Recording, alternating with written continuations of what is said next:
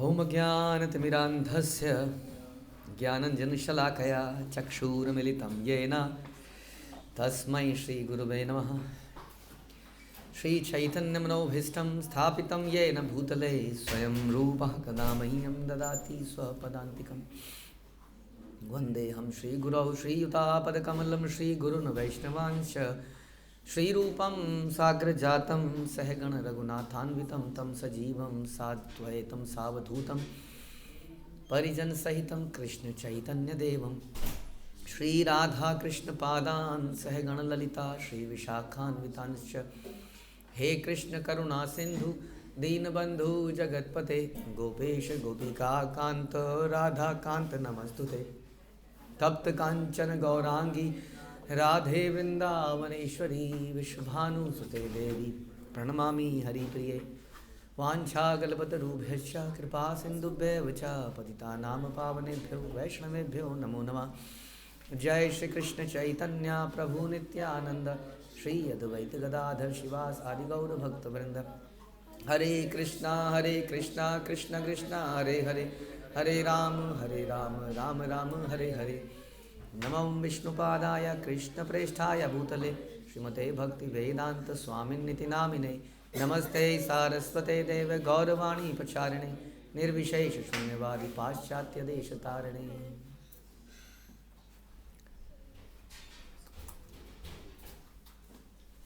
जय जय श्री चैतन्य जयो नित्यानंद जय अद्वैत चंद्र जय गौर भक्त वृंद। जय जय श्री चैतन्य जयो नित्यानंद जय अद्वैत चंद्र जय गौर भक्त वृंद। जय जय श्री चैतन्य जयो नित्यानंद जय अद्वैत चंद्र जय गौर भक्त वृंद। हरे कृष्णा। श्री चैतन्य भागवत मध्य खंड पार्ट 1 प्रयास संख्या 170 से हम शुरू करेंगे। हमने सुना कि विश्वंभर परम ब्रह्म है, वो दिव्य शब्द स्वरूप है, इसलिए जो भी कुछ व्याख्या करते हैं वही परम सत्य है। ये हमने पढ़ा था। देखूं तो सही नवदीप में किसके पास इतनी शक्ति है वो मेरे समक्ष मेरी व्याख्या का खंडन कर सके। तो उन्होंने कैसी व्याख्या करी थी? बहुत बढ़िया। उन्होंने हर सब्जेक्ट को कृष्ण भावनामृत में समझाया था और फिर बोला देखें जरा किस में इतनी शक्ति है। तो जो भक्त लोग हैं, खासतौर पे जो अभी विद्यार्थी जीवन में है, उनको कृष्ण भावनामृत को इतना स्ट्रांगली एडॉप्ट करना चाहिए अपनी लाइफ में कि उन्हें कई बार कन्फ्यूज़न नहीं होनी चाहिए ज़रा सी भी ना। उन्हें वो क्या कहते हैं उसको,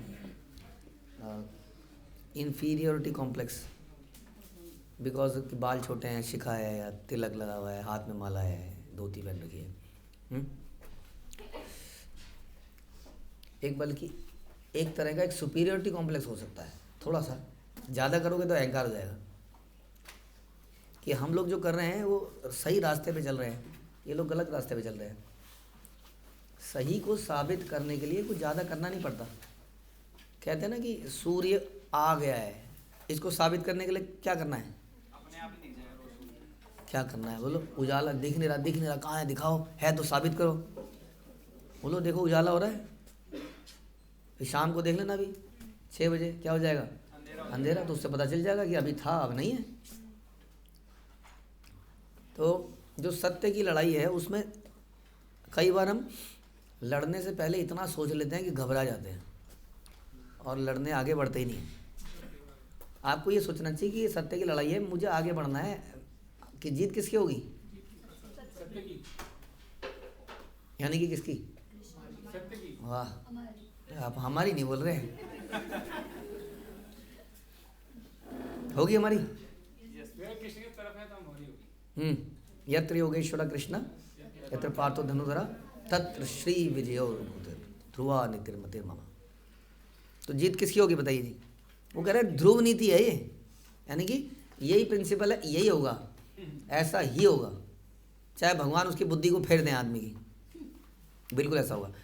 देखिए कई बार मोमेंटरली हो सकता है आप हार भी जाओ, लेकिन आप लगे रहोगे तो आप देखोगे ओवरऑल क्या कहते हैं उसको, एक होती है बैटल और एक होती है war. You may lose the battle but you will win the war. छोटी मोटी लड़ाई वड़ाई इधर से छाड़ दे, कोई बात नहीं, बड़ा युद्ध को जीत जाओगे। ये कॉन्फिडेंस हमारे अंदर होना चाहिए, जैसा कि यहाँ पर चैतन्य महाप्रभु ने दिखाया। यानी किसमें शक्ति है मेरी व्याख्या का खंडन कर सके। अब अगर खंडन हो ही जाए, आप बोलो ऐसे किसी ने, आपने किसी ने चैलेंज कर दिया, तार्किक लोग बहुत है ना संसार में, उसने आपको हरा दिया, डोंट वरी, डरना नहीं उससे भी। हाँ, फिर से जाएंगे। और एक फार्मूला आप बना लीजिए कि हमेशा बेसिक्स पे रहना है। फिर वही आ गई वो युद्ध वाली बात, वो याद है आपको, वो लड़का जो एक ही हाथ से एक पैर से समथिंग, उसका दूसरा हाथ नहीं था, वो एक ही हाथ, वही वाला मूव दाव मारता था वो। बहुत ज़्यादा दाव की आवश्यकता नहीं है, बहुत ज़्यादा किताबें पढ़ने की आवश्यकता नहीं है कि आप किसी के तर्कों को हटाने के लिए, प्रभु जी आजकल मैं ये पढ़ रहा हूँ, आजकल मैं ये पढ़ रहा हूँ, मैं साइंस में ज़रा घुस रहा हूँ या समथिंग, ज़रूरत नहीं पड़ेगी आपको। आपको बेसिक्स पे रहना है। अब बताइए क्या है बेसिक्स? बहुत बेसिक, इतने बेसिक हैं वो कि आप देखोगे कि इतने बेसिक हैं कि हम उसको इग्नोर ही कर देते हैं। कॉम्प्लिकेट ना ना ना ना, अभी तो हम डिबेट के प्रिंसिपल्स पे डिस्कस कर रहे हैं। हाँ अभी हम ज्ञान की बात कर रहे हैं थोड़ी सी, क्योंकि भगवान थोड़ा सा दिखा रहे हैं कि किस में शक्ति है। तो हम कह रहे हैं कि हम लोग कई बार थोड़े कमज़ोर से महसूस करते हैं अपने आप को, क्योंकि सामने वाला बहुत बड़ा तार्किक व्यक्ति है, बहुत बड़ा, उसने डिबेट में सबको हराया हुआ है। कुछ ऐसी बातें जो कोई रिफ्यूट नहीं कर सकता। क्या है वो? आत्मा परमात्मा, उनका रिलेशन। आत्मा परमात्मा को साबित करने में तो बोला जंग छिड़ जाएगी, वहीं तो जंग छिड़ेगी। जैसे डेथ, मरने के बाद क्या? अब उसमें उनका आंसर आया था, तुमने देखा है? फिर आपको कुछ बेसिक लॉजिक पता होना चाहिए। बेसिक लॉजिक सोच लीजिए कि क्रिएशन क्रिएटर, इससे बड़ा लॉजिक क्या हुआ? अब ये अगर आप सोते सोते सुनोगे तो फिर हाँ, मतलब आंखें खोल के भी जग कर भी सोगे, यानी कि ये रजिस्टर हो जाना चाहिए यहाँ पर। बेसिक है, आपने 10 साल पहले भी यही सुना होगा। हाँ, हमने तो पहली बार सुना था तो बस तब से आज तक याद है। हिज ग्रेस राधा गोपीनाथ प्रभु, उनके लेक्चर सुने थे मैंने तो आज तक वो लेक्चर ये से भी याद है। कैसे शुरुआत किया उन्होंने लेक्चर को? उन्होंने बोला, पहला लेक्चर वो लगा, I hope you have sitting comfortably. उनकी आवाज़ बड़ी भारी सी है, और हमने यहाँ कुछ अरेंजमेंट करी थी कुछ लोगों की, लेकिन ज़्यादा लोग आ गए। ऐसे शुरू किया उन्होंने। ऐसे रजिस्टर हो जाना दिमाग में। Basics, creation implies creator. बताओ जी, इसका क्या आंसर है आपके पास? अरे कोई कितना भी बड़ा तार्किक आ जाए, कुछ चीज़ों का आंसर दे ही नहीं सकता वो। अब ज़्यादा मत सोचो उसके, अगर उसने आपको गूगली दे के कहीं और ले जाने की कोशिश करे वो आपको। अब अच्छा इसका मतलब बताओ, तुम कहते हो कि चंद्रमा पे आदमी, चंद्रमा दूर है, वो कुछ कहीं को ले जाएगा ना आपको पटकने के लिए, वो भी तो ले जाएगा ही। ऐसे में क्या करोगे? उसको पकड़ के वहीं पर पीटना उसको। पहले इसका क्या हुआ? अभी क्रिएशन इम्प्लाई क्रिएटर, बता क्रिएटर कौन है? चंद्रमा भी तो बनाया किसी ने, दूर है पास है उसको छोड़ दे। पहले बता बनाया किसने? हाँ ये बता पहले। सूर्य में इतनी गैस कहाँ से आई बता, जो वो ब्लास्ट कर रहा है? हाँ बता, तू मरने के बाद माँ के पेट में तेरा ग्रोथ कैसे होती? बड़े बेसिक्स हैं, और वास्तव में यही सिद्धांत भी, यही सच्चाई भी है। उन्हीं बेसिक्स पे टिके रहना कि कैसे माँ के पेट में बच्चा बड़ा होता है। नहीं, कैसे मधुमक्खी के ऊपर वीडियो बनाई थी हमने, कैसे उसको इतना दिमाग आता है भैया। एक एक चीज़ अगर बेसिक्स पे, इसके लिए कोई साइंस पढ़ने की जरूरत नहीं पड़ेगी आपको। अगर वो कहीं आपको इधर उधर घुमाने ले जाए फिजिक्स के लॉ में, इसके लॉ में जाना ही नहीं है आपको वहीं मारना उसको पकड़ के। क्यों? एक बार हाँ, हमारी कुछ समय पहले, 6 महीने पहले किसी से बात हो रही थी इस बारे में कि साइंस के ऊपर वो कुछ बना रहे थे, और बड़ा टेक्निकल होता जा रहा था वो लेक्चर। मैंने कहा ये टेक्निकल लेक्चर कितने लोगों के समझ में आएगा दुनिया में? वो साइंटिस्ट जो साइंस में घुसे हुए हैं। हाँ, तो कह रहे साइंस को कैसे फिर हम समझाएं उनको? मैंने कहा साइंस वाइंस कुछ नहीं, सब बकवास है। हर आदमी अंदर से एक इंसान है, ये समझ लो पहले तो आप। तो मैंने उनको दूसरा तरीका बताया। वो बता रहे थे कि वो कहते हैं सब कुछ केमिकल है। वो कह रहे थे ये केमिकल है, ये केमिकल है, ये केमिकल है, अल्टीमेटली सब केमिकल है अलग अलग फॉर्म में। तो वो बह रहा है बस। तो मैंने उसको कहा कि मैंने कहा उसकी बेटी को अगवा कर लो, ऐसा दिखाओ। अगवा करना नहीं है, ऐसा हमने प्ले में बोला कि उसकी बेटी को अगवा कर लो आप। अब क्या बोलेगा वो? उसको बोलो फ़ोन करके, केमिकल था मैंने ले लिया, केमिकल ही तो है, इतना टेंशन क्यों ले रहा है तू? तो उसकी फिलॉसफी रहेगी नहीं, बताओ कह पाएगा वो? नहीं, हाँ सब केमिकल ही है। तो प्रॉब्लम यह है कि हम जो हमारे आधार है उस पर नहीं टिकते हैं, हम कंफ्यूज कर देता हमें कोई भी, वहीं पे टिके रहना है बार बार। अगर केमिकल है तो आपके चाकू घोप दें, आपके बेटे को घोप दें। तो बेटे से आपका रिलेशनशिप है ना, so ultimately human means relationship, love and all this things, and the same thing हम डिस्क्राइब कर रहे हैं विद भगवान।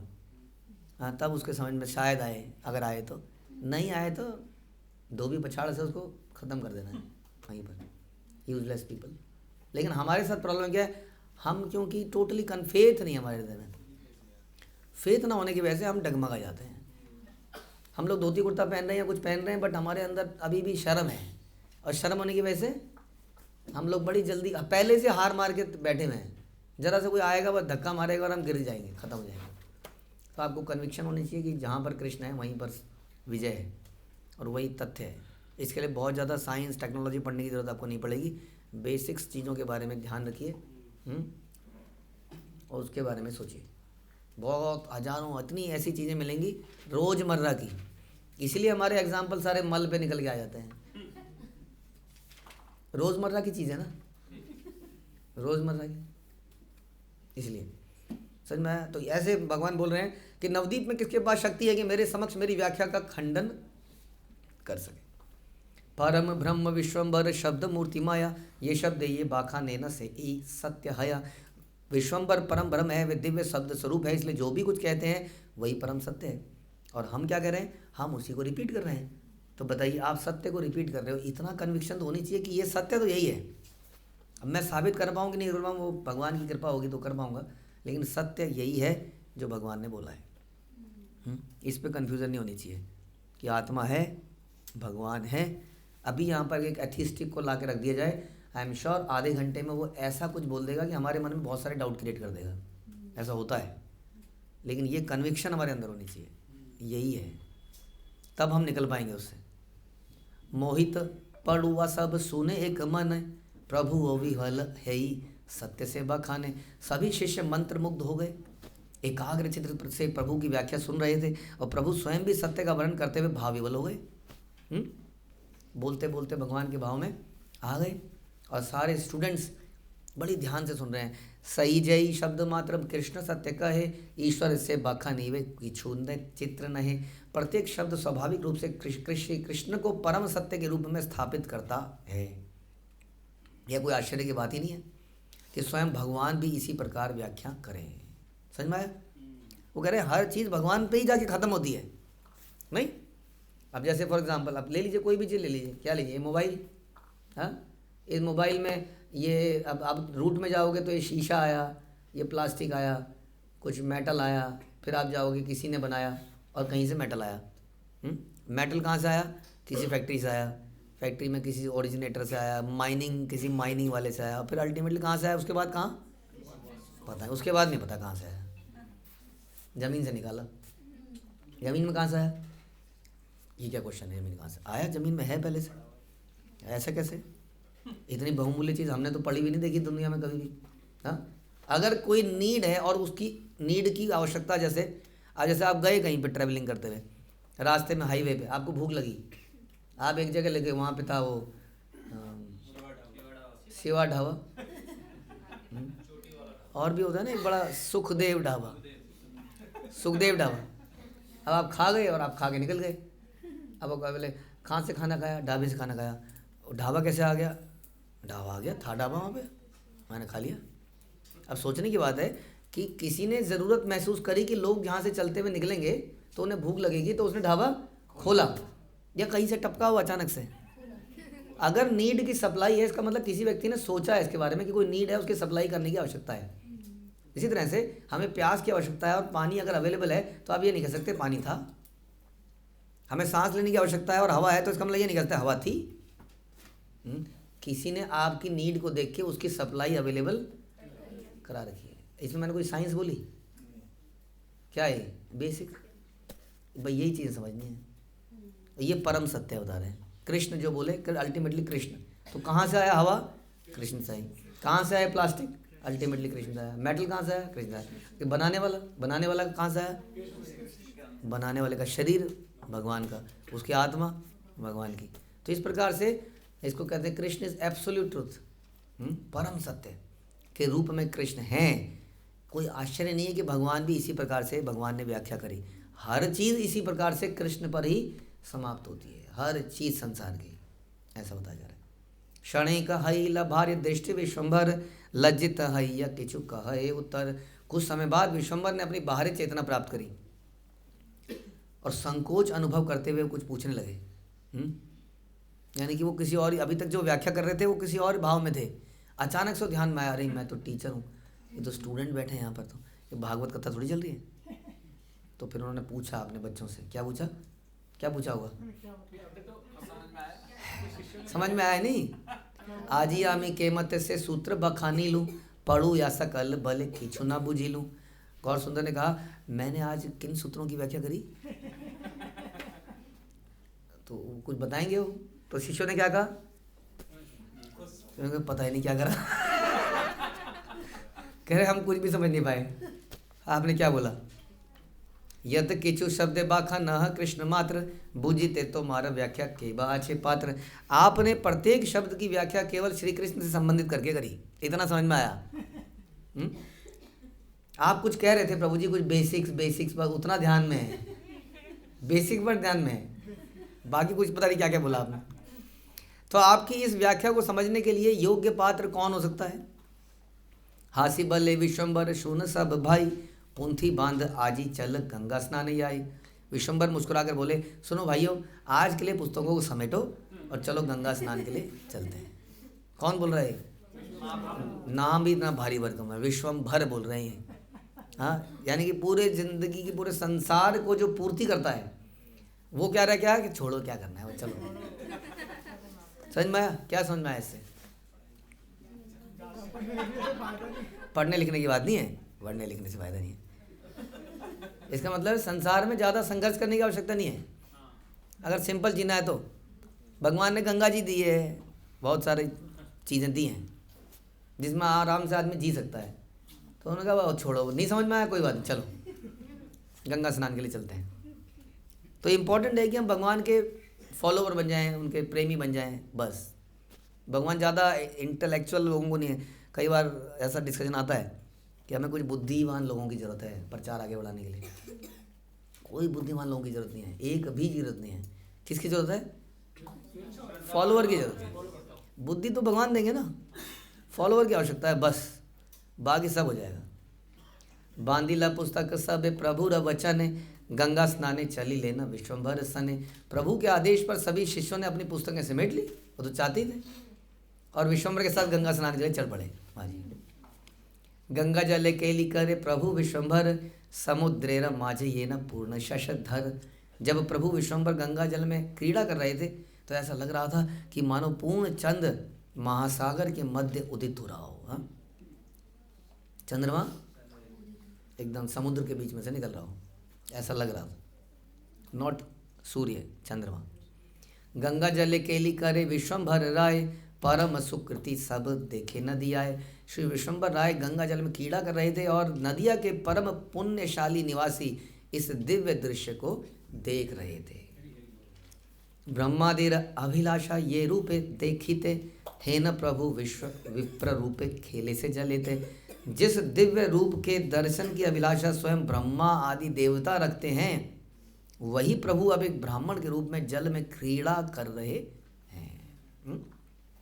तो वो प्रभु आए थे। अब कुछ एक फ़ोटो भी आप देखते हो, एक फ़ोटो प्रचलित है जनरली, कहते हैं ये ओरिजिनल फ़ोटो है चैतन्य महाप्रभु की, देखी होगी आपने। तो कहीं तो रही होगी है ना फ़ोटो, पर उस वक्त को कैप्चर नहीं हो पाई समाओ। कैप्चर हो गई होती तो वाह क्या बढ़िया हो गया। भगवान इसलिए उसी समय पर आए कलयुग के, अब आए होते तो परमानेंटली रजिस्टर हो जाते ना डिजिटल वर्ल्ड में, बस फिर मिस हो गया वो। कल की रजिस्टर हो जाएंगे वो ख़त्म ही कर देंगे ना उसके बाद सब वो। हाँ, ये सोच समझ के आते हैं, शुरू में आए और अंत में आए। गंगा घाटे स्नान कर यत सब जन, सबाई चाहे गौर चंद्रेरा वदन। गंगा घाट पर जो भी लोग स्नान कर रहे थे वे सभी गौर चंद्र के मुखमंडल को निहार रहे थे। अन्योन्य सर्वजन कहे वचन, धन्य माता पिता यार हे नंदन। सभी लोग एक दूसरे से कहने लगे धन्य है वो माता पिता जिनका ऐसा पुत्र है। तरंगेर छल नृत्य करे न जानवी, अनंत ब्रह्मांड यार पदयुग सेवी। प्रभु के स्पर्श से गंगा देवी का आनंद बढ़ गया। तो गंगा जी यमुना में भगवान बने बहुत क्रीड़ा करी थी, है ना। तो इस बार गंगा की बारी थी और प्रसन्न होकर उन्होंने लहरों के माध्यम से अपने हर्षोन्मुख अवस्था प्रकट करी। लहरें एकदम से ऊंची ऊंची हो गई, हर्षोन्मुख की अवस्था को प्रकट किया। चतुर्दिके प्रभु रे बेड़िया जहनु सुता, तरंगेरा छले जल देई अलक्षिता। गंगा जानवी प्रभु के चरणों की सेवा करने के लिए लहरों के माध्यम से नृत्य करने लगी। जिनके चरण अनंत ब्रह्मांडों द्वारा पूजित हैं, आज उनकी गंगा जी सेवा कर रही है। ठीक वैसे जैसे जब भगवान आए थे, जब याद ही आपको, वासुदेव उनको लेके जा रहे थे, तो एक तो यमुना जी ने बीच में रास्ता दे दिया। बताओ ऐसा कभी देखा आपने? इधर नदी बह रही हो, इधर नदी बह रही है और बीच में रास्ता, और उसमें बॉर्डर नहीं है कोई दीवार, अपने आप ही उसने रास्ता दे दिया। और उसमें भी वो उछल उछल के भगवान के चरणों को छू रही थी बार बार। तो आज ये काम गंगा कर रही थी। स्नान करी गृह आई लेना विश्वंभर, चली लपड़ू या वर्ग यथा यार घर। स्नान समाप्त कर विश्वंभर घर लौटाए और उनके शिष्य भी अपने अपने घर चले गए। फिर वस्त्र परिवर्त करी धुईला चरण, तुलसी जल दिया करीला सेचन। यथा विधि करी प्रभु गोविंद पूजन, आसिया बसीला गृह करी ते भोजन। प्रभु ने फिर वस्त्र को परिवर्तित किया, कपड़े बदले, चरण धोए, रास्ते में आए ना तो थोड़ा धूल मिट्टी, और तुलसी को जल दिया। जल देते हो आप लोग? और विधि पूर्वक श्री गोविंद की पूजा करी और घर के भीतर जाके बैठ के भोजन करने लगे। तो स्नान के बाद पूजन, उसके बाद भोजन। ये भगवान की रिपीटेड लीला रहेगी अक्सर। हम कोशिश कर सकते हैं ऐसा कुछ करने का, राइट। आप पूजन कर सकते हैं, पूजन नहीं कर सकते तो स्नान के बाद एक माला और एक माला के बाद भोजन, ऐसा भी कर सकते हैं। क्योंकि जब स्नान करके आते हैं तो एकदम सतोगुण में आ जाते हैं हम लोग, उस वक्त कर सकते हैं। तुलसी मंजरी सहित दिव्य अन्न, माए आनी सम्मुखे करीला उपसन्न। माता सची दिव्य रूप से पकाया हुआ उत्तम भोजन लाई, जिसके ऊपर तुलसी मंजरी रखी थी। उन्होंने उसे भगवान के समक्ष में रख दिया। अगर तुलसी मंजरी ऊपर रखी है तो इसका क्या मतलब है? ये ऑफर्ड है। विश्व सेनेर तब करी निवेदन, अनंत ब्रह्मांड नाथ करे न भोजन। तत्पश्चात भगवान ने विश्वक्सेन को भोग अर्पित किया और उनको भोग लगाने के लिए दिया, बता रहे हैं। और फिर अनंत ब्रह्मांडों के स्वामी ने स्वयं भी भोजन किया। तो आप कहीं मंदिरों में जाओगे, अगर आपने तुलसी डाली होगी तो वो कहेंगे नहीं नहीं नहीं, ये नहीं लग सकता भोग, तो लग गया। तो उनको ऐसा लगता है कि तुलसी डालते ही भगवान ने उसको पा लिया। तो कई मंदिर मना कर देते हैं अगर आप तुलसी डाल के दो, उनका सिस्टम है। लेकिन हम लोग तो डाल के देते हैं। तो यहाँ पर उन्होंने डाल के दिया तो भगवान ने, अभी सची माता ने भोग नहीं लगाया है, खाने से पहले क्या करना पड़ेगा? बच्चे को भोग लगाना है। बताइए जी, लगाते हो आप लोग? हैं? अल्लाह उल्ला नहीं होता उसमें? लगा लो आप लगा दो, भोग में लगा, इतनी देर से मैं भूखा हूँ, भोग तो लगा देते कम से कम। तो भगवान ने उसके बाद भोग लगाया। तत्पश्चात भगवान ने विश्वक्सेन को भोग अर्पित, भगवान को भोग अर्पित किया। भगवान ने भगवान को भोग लगाया। सम्मुखे बसीला सची जगते रमाता, घरे र भीतरे देखी लक्ष्मी पतिव्रता। जगत जननी माता सची प्रभु के समक्ष बैठी और परम पतिव्रता लक्ष्मी प्रिया, लक्ष्मी स्वरूपा, विष्णु प्रिया भीतर के कक्ष से निहार रही थी। इसलिए झगड़ा नहीं होता था वो सास बहू का। क्यों नहीं होता झगड़ा? से बताओ। बहू ने कहा मेरा अधिकार नहीं है, मैंने बना दिया, आप दे दो, आपका लाल है, आप दो। आजकल क्या होता है? एक कंपटीशन है, अगर ये इसको ज़्यादा करने लगा तो मुझे निकाल देगा, वो कहेगी, वो सोचेगी इसको करने लगा तो, और दोनों को टेंशन एक ही बात की, क्या नहीं पति या छिन जाए या बेटा छिन जाए की टेंशन ज़्यादा नहीं है, मेरा क्या होगा, टेंशन यही होती है सबको। सबका अगर भगवान पर आश्रित रहें तो कभी इनसिक्योरिटी नहीं होगी व्यक्ति को। इनसिक्योरिटी होती इसलिए वो अपने सोचता है कि मैं इसको कब्जे में कर लूँ, मैं इसको, वैसे फॉलोअर हैं आपके, अरे ये फॉलोअर है, ये उधर चला जाएगा, ये ऐसा कर लेगा। भगवान ही देते हैं फॉलोअर भी, नहीं शिला प्रभुपाद ने बोला नहीं, शिला बोला ये सारे चैतन्य महाप्रभु के एसोसिएट्स हैं, दीज पीपल आर। हाँ, कई बार कहते थे कि भक्ति सिद्धांत सरस्वती ठाकुर मेरे गुरु महाराज ने इन लोगों को मुझे दिया है, तब ये काम हो पा रहा है। तो जैसे दिया है वैसे ले भी सकते हैं, नहीं। तो इसलिए इनसिक्योरिटी तब होती है जब हम अपने बल पर सोचते हैं ये हमने खड़ा किया है, वास्तव में भगवान ने किया है और भगवान कभी भी ख़त्म भी कर सकते हैं, इसलिए उनको टेंशन है। तो लक्ष्मी प्रिया कहाँ थी, विष्णु प्रिया घर के अंदर से निहार रही थी, निहार सकती है वो, है ना। कोई कंपटीशन नहीं है संसार में, एक्चुअली में कंपटीशन इसलिए नहीं है क्योंकि स्पिरिचुअल जगत अनलिमिटेड पोटेंसी है वहाँ पर। हाँ, वहाँ पे ये टेंशन नहीं, जैसे बता रहा था ना कि जब खाना प्रसाद उधर बट रहा है तो इधर वालों को टेंशन है, यहाँ आते आते ये पूरी या रसगुल्ला बचेगा कि नहीं बचेगा, वो कंटिन्यूस टेंशन है उसको। लेकिन भगवान का जो धाम है वहाँ पर कोई चीज़ ख़त्म नहीं हो सकती कभी भी। और वैसे ही संसार में भी अगर हमारे अंदर संतुष्टि आ जाए, अगर हम इससे समझ लें कि चलो हमने देख तो लिया, चलो हमने सुन तो लिया या वटेवर, तो वो भी तब भी संतुष्टि कर सकता है। तो इसे लक्ष्मी स्वरूपा विष्णु प्रिया भीतर के कक्ष से निहार रही थी। माए बले आजी बाप कीपू थी पढ़ीला, कहार सहित कीवा कंदन करीला। माता सची ने पूछा, बेटा आज तुमने कौन सी पुस्तक पढ़ी? हाँ, बच्चों के लिए, क्या किसी के साथ विवाद तो नहीं, विवाद किया?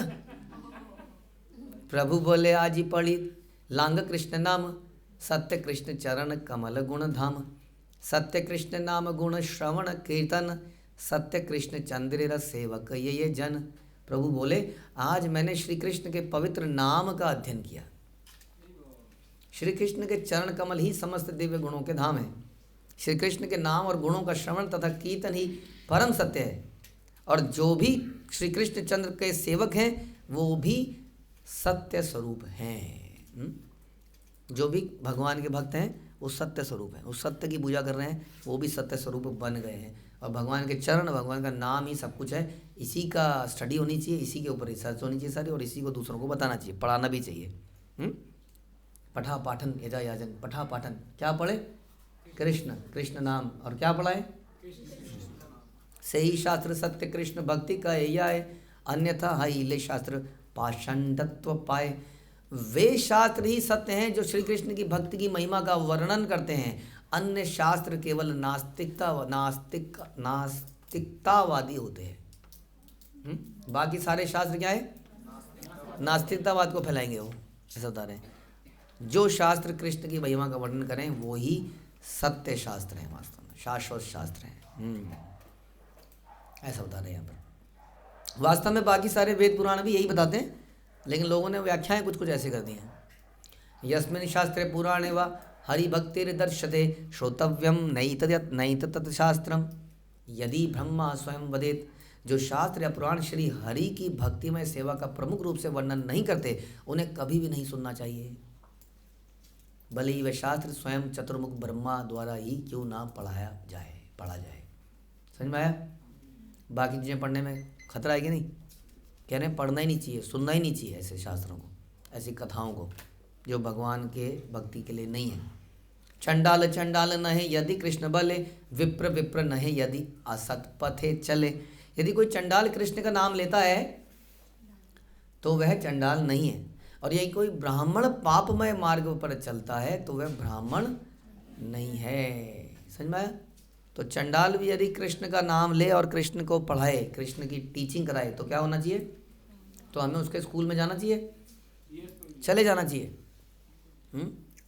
जाति नहीं देखनी चाहिए, रंग नहीं देखना चाहिए, कितना हैंडसम है ये देखने की जरूरत नहीं है। क्या देखने की जरूरत है कि वो कृष्ण संबंधी ज्ञान, यही कृष्ण तत्ववेता से ही गुरु है जो कृष्ण तत्व को जानता है, और दूसरी तरफ कोई ब्राह्मण है, बहुत पढ़ा लिखा है, पंडित जी है, वेदों को जानता है, संस्कृत बोलता है, चोटीधारी है, लेकिन पाप के मार्ग पे लगा है, तो उसके पास बिल्कुल नहीं जाना चाहिए।